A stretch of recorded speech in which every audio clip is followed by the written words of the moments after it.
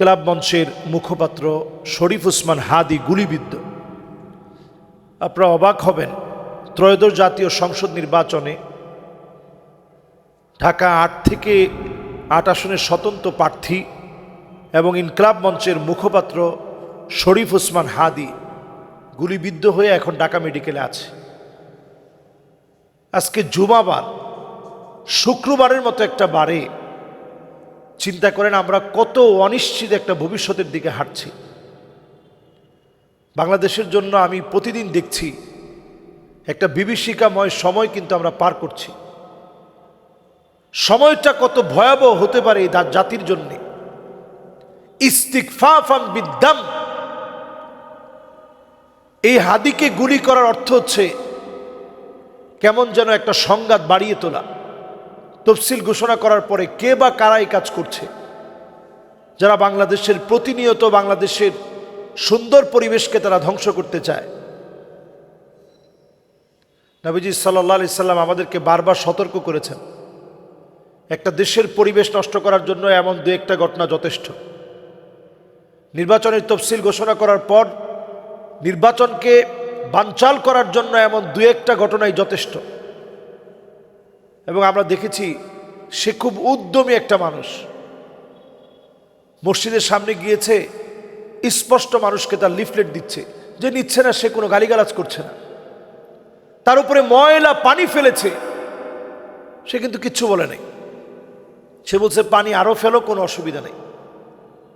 আপনি চিন্তা করতে পারেন, এই তরুণদের কাছে কিন্তু আমরা ঋণী। তাদের এই ঋণ আপনি শোধ করতে পারবেন না। যে একটা জগদ্দল পাথর আমাদের উপরে ছিল, এটা এই যুবকদের দ্বারাই আল্লাহ তাআলা পরিবর্তন দিয়েছেন। হাদিসের মধ্যে আসছে, বাদা আল ইসলামু গরীবান ওয়া সায়াউদু গরীবান তুবা লিল গুরাবা।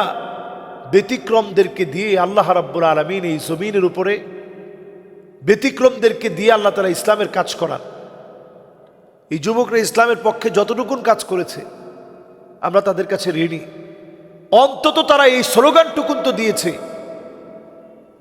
উই ওয়ান্ট জাস্টিস, আমরা এই জমিনে জাস্টিস কায়েম করতে চাই, ন্যায় ইনসাফের একটা বাংলাদেশ দেখতে চাই। এই স্লোগানটা তো এই যুবকরা দিয়েছে।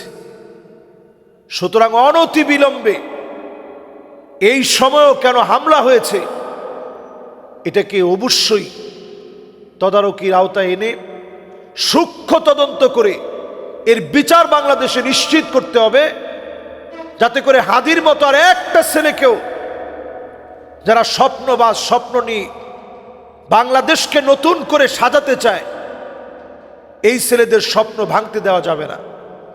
এজন্য হাদি সহ যারাই এখন নির্বাচনের মাঠে কাজ করছে, প্রত্যেক প্রার্থীর নিরাপত্তা নিশ্চিত করতে হবে। এখানে সন্ত্রাসী কর্মকাণ্ড যদি আপনি দেখান, এই জাতির কাছে আপনি সন্ত্রাসী হিসেবে চিহ্নিত হবেন। যত বেশি নিজেদেরকে সন্ত্রাসী প্রমাণ করবেন, তত বেশি আপনি ধরা খেয়ে যাবেন। এখনকার বাংলাদেশ ভিন্ন চিত্রের বাংলাদেশ।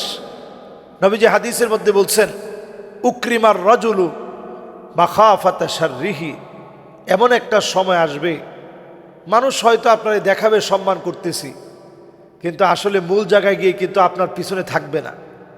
মাখাফাতা শাররিহি, কারণ আপনার গুন্ডামি থেকে বাঁচার জন্য হয়তো সামনে দেখলে বলবে ভাই আপনার সাথে আছি, কিন্তু লোকেরা আসলে আপনাকে চায় না।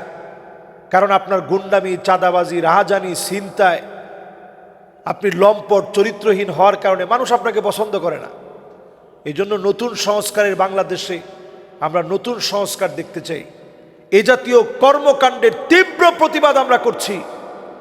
হাদি আমাদের পক্ষের কথা বলে, হাদি আমাদের বিপ্লবের পক্ষের কথা বলে, আলেমদের পক্ষের কথা বলে, মুসলমানদের পক্ষে কথা বলে।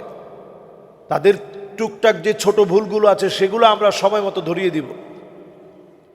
তাই বলে তাকে যদি আঘাত করা হয়, এটা আমাদের উপরে আঘাত করা হয়েছে, এটা মনে করেই জাতির ঐক্য ঠিক রাখতে হবে। যদি আমরা জাতীয় আমার স্বাধীনতা, সার্বভৌমত্বকে ধরে রাখতে চাই, দেশের ন্যাশনালিটি যদি আমরা ঠিক রাখতে চাই, তাহলে জাতিকে ঐক্যবদ্ধ থাকতে হবে।